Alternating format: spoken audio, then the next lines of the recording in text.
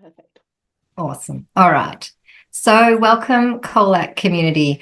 Um, Lovely to see you. We have loosely, I guess, titled this session for Colac, but very mindful that, there's smaller townships surrounding the Colac community, and, very welcome to attend and learn about the program. I know there's at least one person from Birregurra, and the program is about, or the community, and we invite you to identify your own community, is about identifying, what that looks like to you. So if you live outside of the main town, but you feel connected to Colac by accessing services or other things, then we really welcome you to be involved and thinking about the program and the opportunity. So just to start, an acknowledgement of country, we acknowledge the Galijian and the Gadibunud peoples as the traditional owners of the Colac Otway region, where you are today, and the Wurundjeri people, where I am in central Victoria, and pay our respects to elders past, present and emerging, and very grateful for the ongoing care of this beautiful country and places that we get to live and work and play and enjoy in an ongoing way. So today we're hoping to give you a really good background about the Investing in Rural Community Futures program and what the opportunity is. But we'll start with a little bit about FRRR for those of you who may not be as familiar with us. And then we'll talk about the program, bit of the nitty-gritty around the theory of change and the background and the thinking behind it, the key elements of the program that's important to understand. We'll talk about our experiences with delivering the program in partnership with communities in New South Wales. And to break up my voice, so you don't get too much of that, we've got some really great short videos to share too, with some, wonderful insights from those partner communities, and we'll leave time for questions to talk about next steps. So FRRR is the only national foundation specifically focused on ensuring social and economic strength in remote, rural and regional areas. We were established back in 2000. It was a joint initiative of the federal government and the Sydney Myer Fund. So we've been around nearly 25 years next year. And over that time, we've learnt a lot from our rural, regional and remote communities. And we have a really wonderful network of organisations that we connect with on a really regular basis. I know some of the organisations here today have received grants from us, so you'll know us from that context. But we also work in different ways in partnership with communities. So we have a really broad national footprint, and our philosophy is that local communities and their leaders are best placed to know what they need to achieve positive impact for their local people, organisations and communities. So we spend a lot of time listening and learning from them. So over our history, we've invested 177 million across more than 14,000 projects. It'll be slightly more now. That's from our last annual review, and we're just kind of tidying up what's happened in the most recent financial year. But in the 2022-2023 financial year, we granted 22.5 million across about 1,100 projects. And we aim to provide funding and resourcing in a very targeted, well-informed way, investing in people and organisations. So our vision is a vibrant, resilient and revitalised remote, rural and regional Australia. And the way that we divide our work is into 4 streams, if you like. Those are being people, place, disaster resilience and climate solutions. So the people stream or portfolio is where the Investing in Rural Community Futures program sits. It's about investing in the power of people to drive prosperity.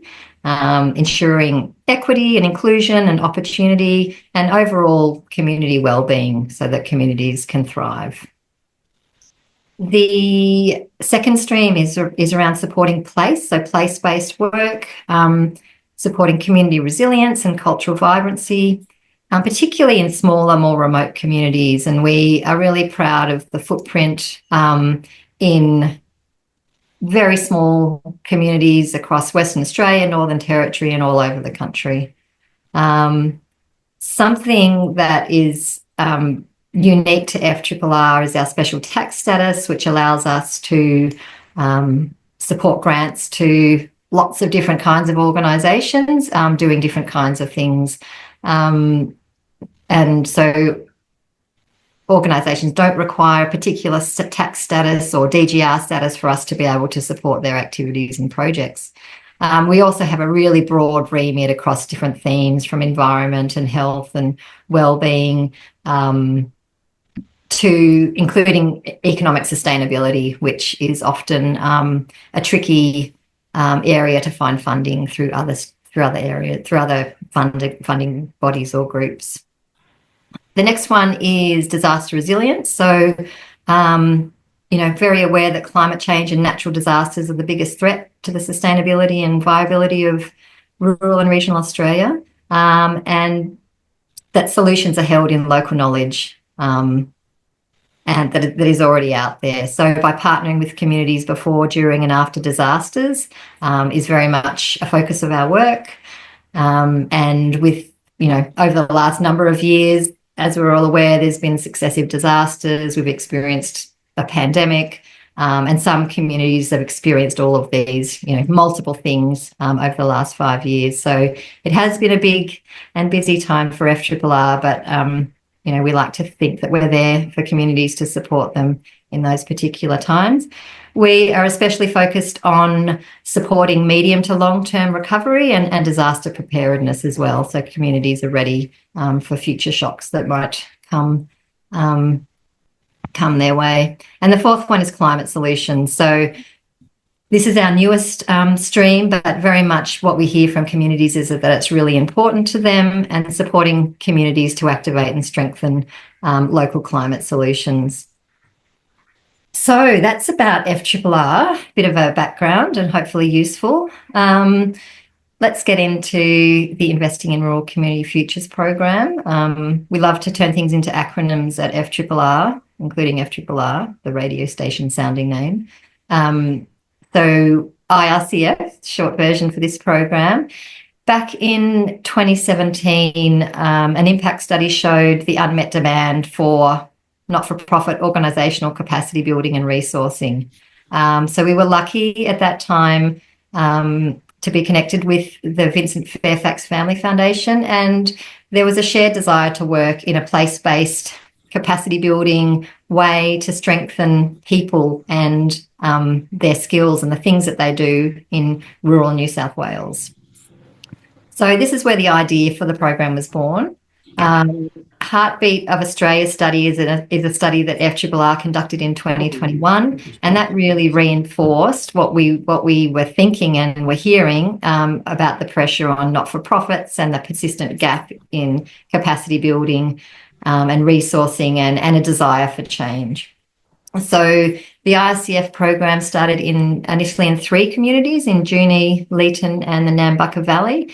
And we were fortunate then to join with other donors, and we were able to expand that program to 8 communities across New South Wales. So the IRCF program in Victoria is in a really fortunate place to be able to leverage all the learnings that we've had over that 5-year period working with and together with those communities. So the key elements that were really from the outset important in incorporating into the program was around collaboration and fostering collaboration between not-for-profit organisations to create efficiencies and increase capacity in a community-wide way, and really support community advocacy to advocate around issues that are important to the community. Flexibility was the other thing that was going to be critical, and the flexibility of having 5 years in time is really critical for this process, and the development of a community roadmap that can grow and evolve with each community that we partner with. And we'll talk more about what that looks like. The third thing was around being able to activate local connections and support, the mechanism to build relationships and drive a really community-led approach and activate vital support for not-for-profit organisations. And that's where the concept of community facilitators emerged. So through the program, we're able to support a local person to be embedded, based in that community, to really act as a coach and a mentor and a connector. And the fourth thing was we wanted to be able to evaluate and learn and be able to bring this opportunity to more communities. And that's where we are now with Victoria, which we're so excited about. So enabling us to be here today having this conversation is our very important funder group or partners. They've come together in a $5 million collaborative partnership to support the program in 3 communities. So that's the Jack Brockhoff Foundation, the William Buckland Foundation, Helen McPherson Smith Trust, and the Ross Trust. It's a really unique partnership of funders that are very committed to Victorian communities. So we're very grateful to be working with them and partnering with them. So this is where we get into the nitty-gritty, but I think it's important to understand the reasoning behind the approach and where we're coming from, and hopefully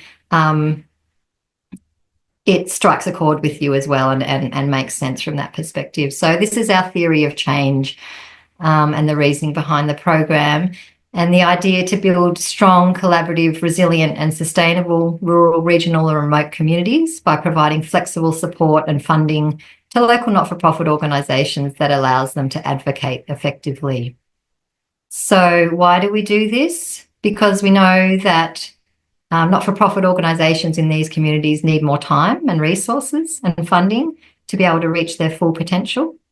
So by providing funding and interventions directed to strengthening across key areas, being systems, efficiency, strategy and people, we'll dive into that again in a bit, we can support collaboration and a really high-functioning not-for-profit organisations to be more resilient and ready for the future, which leads to a stronger sector, essentially, fulfilling its mission with greater impact, and ultimately a higher functioning, more viable, more sustainable rural and remote communities across the country is the overall goal. So to break down, I've mentioned a few of the elements of the program already, but to really put it on a page, I guess, and break it down is the next step to share with you. So mindful that there's a number of elements that make the program what it is and make it really impactful. And I think the message is that going on the entire journey as an organisation within your community and being part of the program really gets the greatest impact for both your organisation and the community. Locally governed not-for-profits, so small to medium-sized organisations is really grassroots, locally led organisations is really who this program is seeking to support. There is funding, of course, and that's often, you know, a bit of a carrot, but it's not just about the funding. So there will be funding available for partner communities through grants, but the whole approach of this program and the other elements that are available around resourcing to support training and network activities and workshops and such are all kind of part and parcel of the program. But there is about $600,000 in grant funding that will be available over the course of the program, and that funding is available to both individual organisations to invest in specific capacity that they identify, and it's also about identifying more collaborative opportunities that will benefit the community more broadly as well. I mentioned the community facilitator earlier, and that is, as I said, a local person that we engage to be in that role. And they have really turned out to be the gold for this program. They're a mentor, they're a coach, they're a connector that really helps momentum for the activities as the program continues to evolve with each community. So that's a really special part of the program, and an important thing that we have resourcing to be able to support. At the beginning of each program, one of the first important activities is a workshop that we call community road mapping, to develop the community roadmap and think about, over the next 3 to 5 years, collaboratively, what are our shared priorities and things that we could potentially work towards as a community.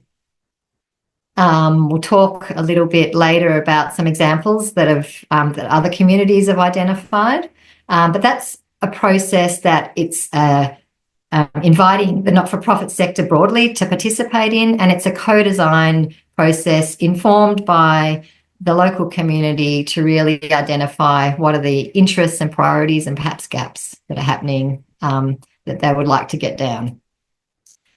That's something that's also revisited on an annual basis, acknowledging that it will change and evolve over time.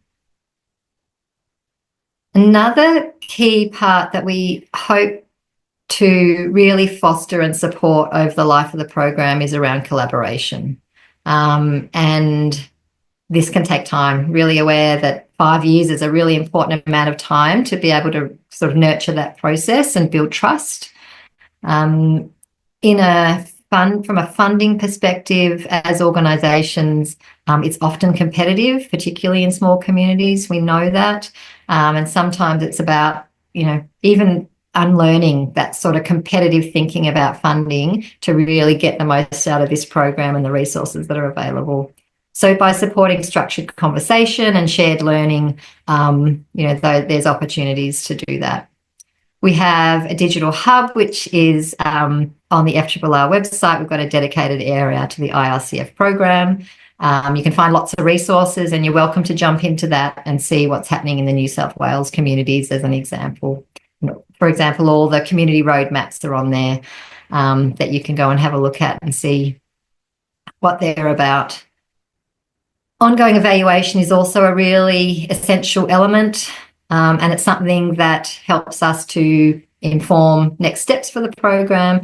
But I'm always really intentional and mindful that any evaluation that we do has to be of benefit to the community and the organisations that we're working with. So whilst being part of the program, we expect you to engage in evaluation activities, we're intentional about not making them burdensome, making them valuable and useful for your own learning and the future of your organisations. So something to be aware of, the sorts of things that it could look like. We're still working on our evaluation plan for the Victorian program, but it may be things like participating in annual workshop. It might be completing some self-assessment surveys around your own organisation to help track progress over time. It might be individual one-on-one interviews about your experience of the program and so on.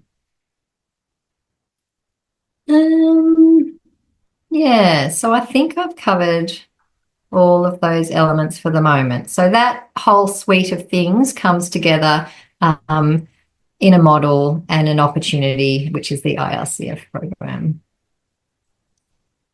So further to drill into that a little bit, and we talk about capacity building and organisational capacity. So what do we mean by that, I suppose? The program is centred around 4 pillars of capacity building, which are woven throughout the design. It's the way we talk to and about the program and engage with communities. And it also helps inform us about how the funds are distributed and invested, and helps guide the evaluation and the learning process as well. So it becomes common language for the program in terms of the granting, in terms of the granting, the evaluation, the way we plan and help guide the community road mapping sessions and so on. So the first one is around people. It's around developing leadership capabilities. It's around supporting volunteerism, time management, leadership development, all those things around the people that are involved in your organisation. The second one is about efficiencies. So that's really looking for ways that organisations in your community could work together better, could collaborate, could share resources to have greater community impact. It might be around collective impact training. It might be peer-to-peer mentoring. So there's a whole range of things that could look like, and that's led by each community about what makes sense. Third one is systems. So supporting community leaders to gain new insights and energy and by sharing knowledge and systems and structures that demonstrate best practice. It might relate to legal structures and compliance and governance or financial management, board skills development. So there's a whole range of elements there as well. And the final one is about strategy, to ensure that your organisation has what it needs to strategically deliver on your mission. It might be around supporting strategic planning and monitoring or financial and revenue strategies. So that can be, really impactful to reset sometimes for some organisations, just as an example. So what did we learn from our 5 years in New South Wales? There's a little kind of snapshot with some kind of data there about the sorts of funding and organisations involved. So over $4 million in funding delivered through the program across 85 not-for-profit organisations. There was 145 projects funded across the 8 communities. And what we really notice through the IRCF program is by supporting and using the funding available through the program to invest in organisations, they're then in a better place to be able to leverage that experience or resourcing to be able to access funding from other sources. So we talk about funds leveraged being communities or organisations that have been involved have on the back of their experience with IRCF being able to leverage another $8 million over that period of time. And the other one I think is really important to mention is around the number of people employed. Like that's quite a high number, 127 across that time have been supported. And, I guess that's a real reflection that organisations are stretched. Often many rely on volunteers, and sometimes supporting a paid coordinator can be a real game changer in allowing an organisation to take that next step in their impact and activity, and really perhaps investing energy in around pulling together better processes or systems and do planning that can be really hard to get done in a volunteer capacity. So that's a bit of a reflection of that there. So the other learnings are around time. So we know and walking alongside these communities, that program happens at the pace of the community, and each is unique. As I mentioned, some communities we've partnered with have experienced bushfires and COVID and other disasters over the time of the program. So it's really been able to flex and move at the time that's right for those communities.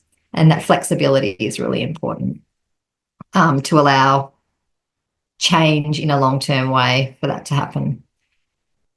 So the minimum of the 5-year commitment we see as really critical for this process, and really grateful to be able to have the resourcing to be able to offer that to Victorian communities. The other piece around trust, it takes trust and practice to change mindsets and think differently about the way things might be able to be done, for example.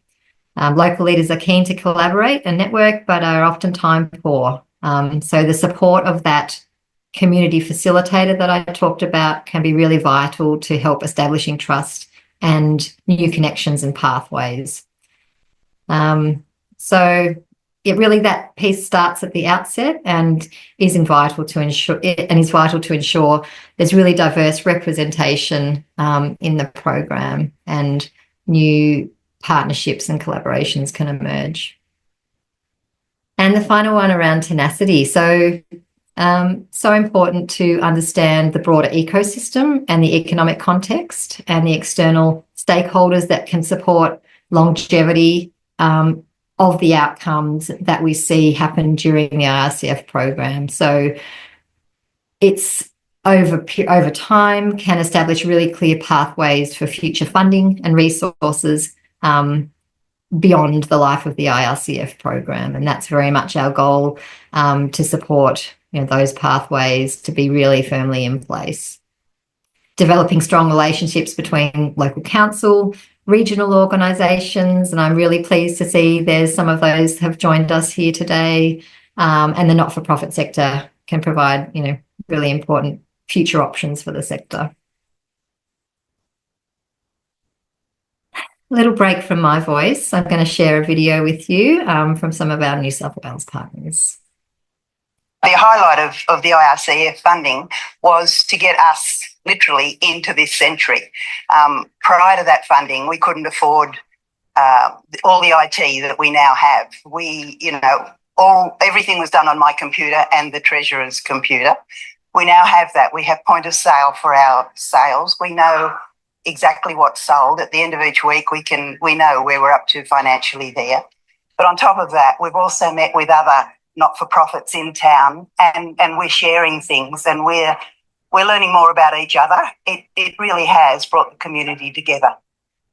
I think IRCF should be delivered in many communities, because I think so many rural community organisations struggle with governance. They struggle with even legalities of what committee roles hold.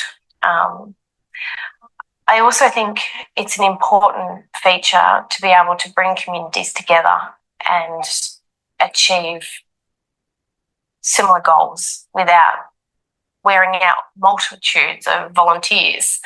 So shared resources is a huge thing.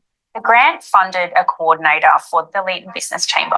It's really allowed us to mature as an organisation. I think it really helped with collaborating, like embedding ourselves into the community, being identifiable, who we are, what we do. And I think it really helped us. We found a place in collaborating with industry and not-for-profits, bringing them together and forming relationships through events and other opportunities that we were able to create because we had more people on board. They say it's so much better than me. So hopefully that was helpful. Just to follow on from that, to let you know that recently we've released an impact report about the program in the first 3 communities that we worked with, being Leeton, Junee and Nambucca. Really great if you want to dive deeper and learn more about the grants that we've supported, the kind of projects, the kind of outcomes that they've seen. So there's case studies, lots of learnings and outcomes in there. So there's the link that you can easily access from our website specific to the Victorian program. I thought I'd, just to provide a little bit of context from another community, talk a little bit about Junee and their journey over the program. So 11 organisations were involved in the program. There was around $800,000 of funding invested through 26 projects. Early priorities for the community through their roadmap workshop was around people, so volunteer training and skills, including how to incorporate, and bring in and engage young people in volunteering. From an efficiencies theme, there was a priority around increased support between agencies to share and leverage resources. In terms of systems and structures, they identified very early that there was a lack of and a gap in terms of a community hub for Junee. So the development of a community hub for collaboration and shared training and resource sharing was a priority. And from a strategy perspective, one of the things I identified was around being able to support more environmentally efficient not-for-profits. There's a lot more things on their plan, but that's just a bit of a snapshot of some of them. So the Junee Community Centre was quite heavily involved in the program and was identified as a potential to develop a community hub concept and be a bit of a lead organisation in that respect. So they received some funding through the program on a few occasions. One of them was to a subsidy for the centre manager to allow somebody else to manage that day-to-day work and free up the manager's time to really work on strategy and compliance and sustainability of the organisation. And that was really integral in them being able to become more financially sustainable as an organisation. They were able to attract funding through NDIS and Medicare and invest that as one of their income streams, which is a real change for them and really important. They received funding to support a feasibility study on scoping land to develop a community hub, and really pleased to report that feasibility study has been completed and they've demonstrated that it is a viable option. So their next steps now are to have that certainty to then be able to go forth and look and seek for future funding to be able to really bring that community hub into reality. So it's been quite a journey for them, but a really important one for the community centre. More broadly, though, the community grew in confidence over the period of time. They were due. You can see the community bank picture there. The bank was due to close in their community, and collectively they were able to come together and advocate to keeping the bank in their town, which has happened. So that was, not so small and really valuable outcome for that community. Lots of great outcomes for them, and I'll talk to you a little bit about Junee Community Power, which is another organisation there, and this speaks to the environmental sustainability goal that they had for that community. So over the time, Junee Community Power received about $80,000 in funding. This diagram here, the blue in August 2020 and September 2021, they received funding to invest in their own organisation. So the first was to help them refine their processes and clarify their vision and business model. So it built their capacity to support their community through the renewable energy transition. They received $15,000 to invest in solar system to develop a community-owned renewable energy circular fund, which was a really great initiative. And then the next year, they received funding to work towards generating examples to support Junee not-for-profits to solve energy wastage. So exciting sort of outcomes for them, and to be able to support their community to get on board with solar panels and that circular fund.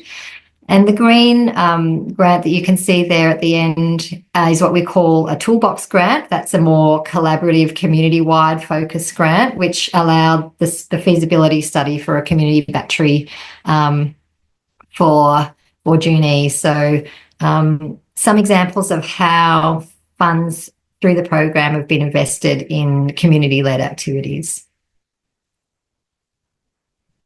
So what do we think about and what is FRRR looking for in terms of the communities that we partner with who are ready for the IRCF journey over the next 5 years? So I guess, of course, one of the things is that we've been doing some research in the background. We've been speaking to some key contacts in communities to learn more about your community. But of course, we've only scratched the surface, and you are the experts in that space. So we're looking for communities that we can learn from and that are ready and willing and able to participate fully in the program. So all of that suite of elements that I talked about, to get the most impact from the program. That's really important, to really dive into the whole range of things available. Communities that want to make impact together. So where you see there's shared goals and priorities that you could collectively work towards. We invite the community and not-for-profit sector broadly. The IRCF program doesn't have a specific theme around a focus on environment or health or other. It's a broad theme, and we hope to engage a diversity of the not-for-profit sector and people to be involved in the program, to ultimately achieve some really great community impact down the road. Talked about the shared priorities and opportunities. Again, community, industry and profile. We want to know what's happening in your community and what the priorities are. So really keen to hear more about that through the next steps that I'll talk about. And that there's activity happening in your community, that the small to medium-sized not-for-profits that I talked about, who this program is really the sweet spot for, that there's, things happening and a readiness to really get involved with this program. Here's another little video from Junie to share. Junie's very, very good at standing up for one another, particularly when things get tough. So the purpose of the Junie Community Centre is to try and get the best possible outcome for our members of the community, our aged, people living with disability and other vulnerable members.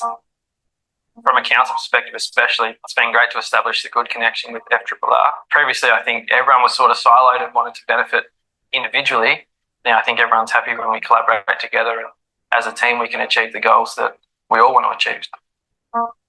Have someone come in and see you from a completely different aspect and say, I've got faith in you. I believe when someone's got faith in you, you'll do anything.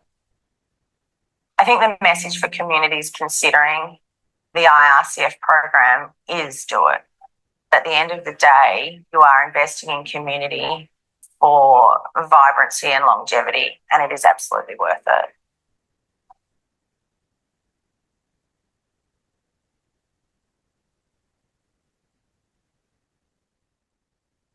Okay, that's a lot. I've shared a lot of information with you. I'm aware. Hopefully it's useful.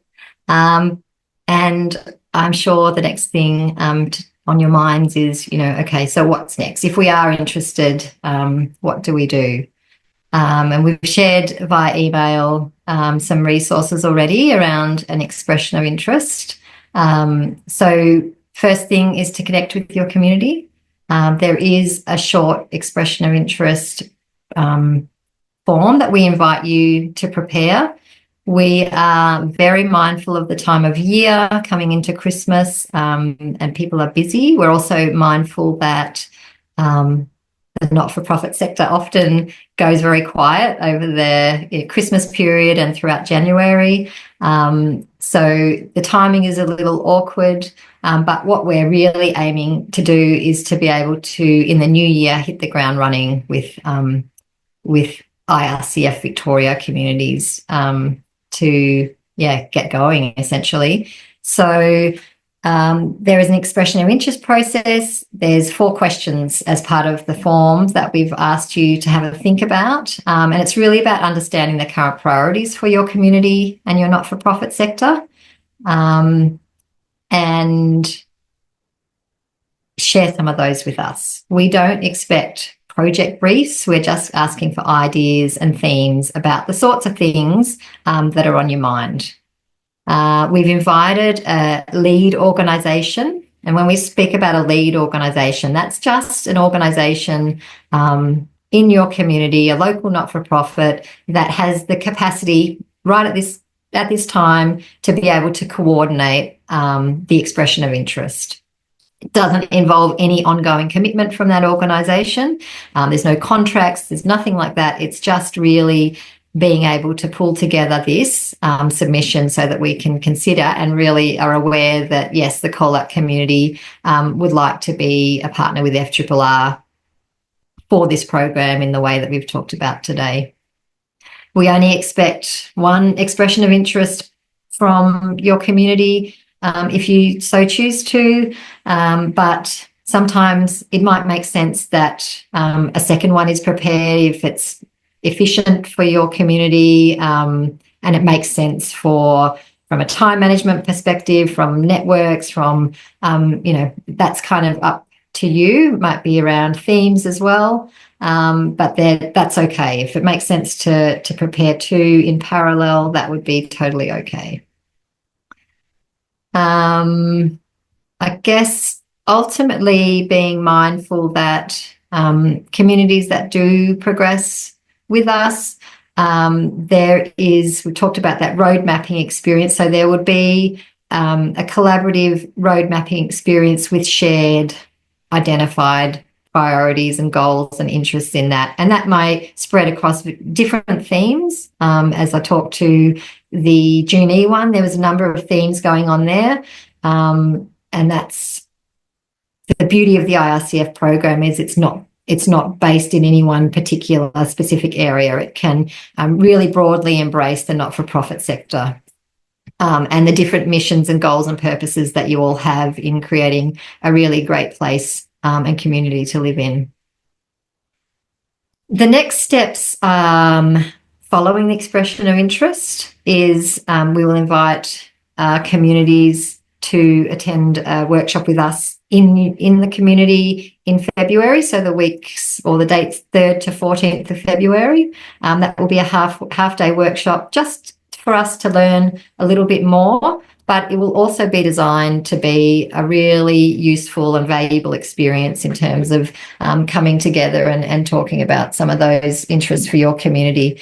And if there's communities that participate in that process but don't necessarily progress on into the full program, it'll give us a lot of information to understand other ways that we might be able to offer some support or resourcing for particular activities, for example. So that will certainly be on our mind, that's a valuable and useful experience. So something else that occurred to us is we've got a great list of contacts on the line here and who registered for this workshop. So if there's any use in us circulating, if you're interested, that's an option that we could do if people are willing and happy to have their details shared. So that could be useful for you. I'm going to stop sharing now so I can see you, because I feel like I'm speaking with myself, and open up to questions. Didn't show my last slide, which invited you to ask questions. But yeah, there's plenty of time. If anybody has some questions, happy to respond as best we can. Feel free to put questions in the chat. Emily's looking at the chat and can monitor those, or hit the reactions button and raise your hand, or just unmute yourself and jump in. Any of those, totally fine. Rosie, is that Rosie? I think you're on mute, Rosie, still. Unmuted. Yep. Got you. Yeah. We've had a bit of trouble. We've got the phone and a screen. We didn't get the volume on both. I guess for us, the biggest problem's the time frame now of having to do an expression of interest with the lead up to Christmas and everything looming. Yeah, and totally appreciate that. And that's why it's a collective, it's not an individual organisation thing to have to address. It's a collective thing to be able to input into some ideas and prepare that expression of interest. We certainly don't expect individual communities to each submit something along those lines. Hopefully by keeping it short in terms of just four kind of elements, questions to respond to, that's achievable for organisations to contribute to. But really, yeah, happy to connect on that after the session as well. about ideas. Yeah, I'd agree with George. Having a list of everybody that's attended today would be a good starting place. Yeah, so happy to do that. What we might do is send an email around to everybody just with some follow-up information and just asking if anybody wants to opt out of that. We can do that and take their email if they don't want to have their details circulated, and otherwise then we can share that perhaps actually probably Monday morning. We could get that out first thing Monday morning and give you the weekend to opt out if you want to. So happy to do that. Can't see any. Liz Bishop? Yeah, hi. Liz from the Community Hub Inc. here in Colac. I'm just clarifying, did you say you've already chosen a lead agency within the community, or is that something we need to do collectively? Yeah, so that no, we haven't chosen anyone. That's over to you to have a think about. And it's, as I said, that lead organisation, not supposed to be a fancy title. It's just a name, an organisation that feels like they're happy to coordinate the expression of interest process, and that's all. They're not committing to anything else, but just they'd be the contact on the expression of interest, noting that we encourage multiple other organisations in the community to endorse that expression of interest, to make it really clear that there's kind of collective support for this program. Yeah. Yeah, thanks for the clarity there, Jo. So I think that we'd had a discussion here that we would be happy to step into that role if I'm happy to talk to anyone else who might want to do that as well. But given we've got 20 people here already, rather than scramble and given the tight timeframes, thought it was worth mentioning it. And if we get the list of interested parties, then we could certainly pull contact together sooner rather than later. Yeah, that sounds Thank wonderful. you. Thanks, Liz. All right. Like I said, we're not expecting pages and pages and project briefs. This is really just giving us some more insight into, what are the key things happening and interests in your community. Yeah, great. We've got Elizabeth. I just want to check, has council actually expressed any interest at this stage to Colac at West Shire? Yeah, thanks. Good question. I'm not sure that there's anyone from council on the line. No, there's none. Yeah, Nobody. yeah. Okay. That I'm aware of anyway. Not that I'm aware of, but I don't, it could be different.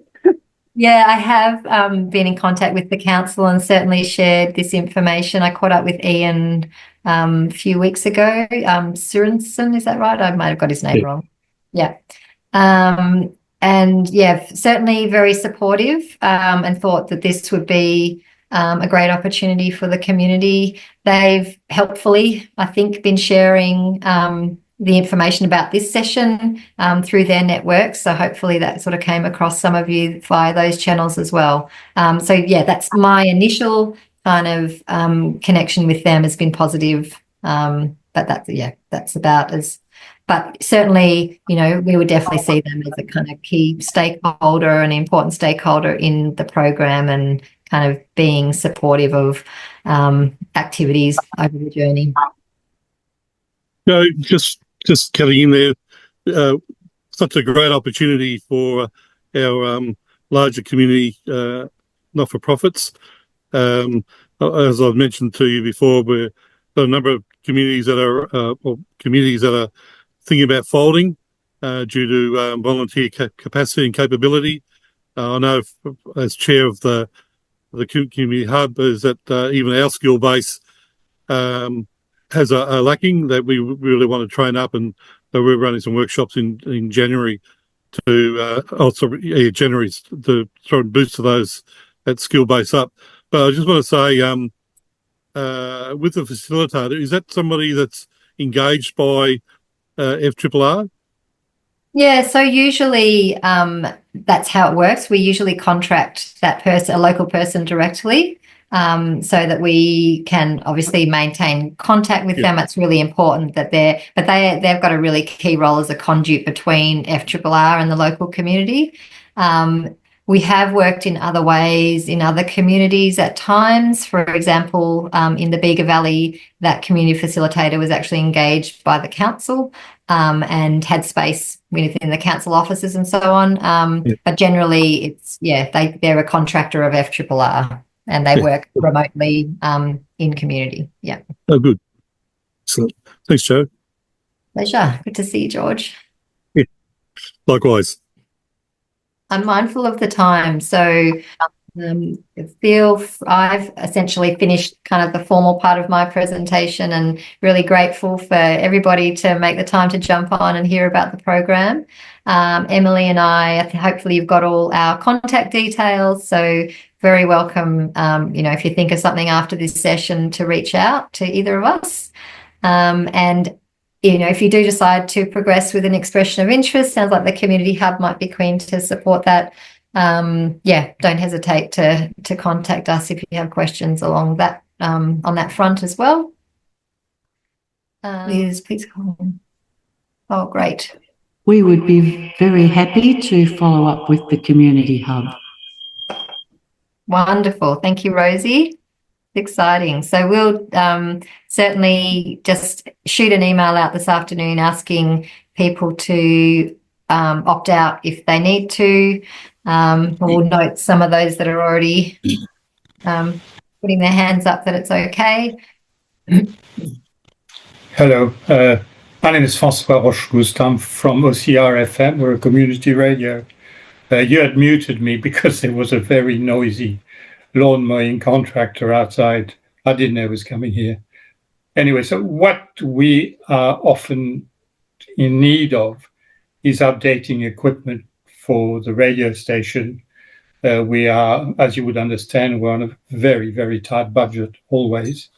So maybe we could look to you for some funding if possible.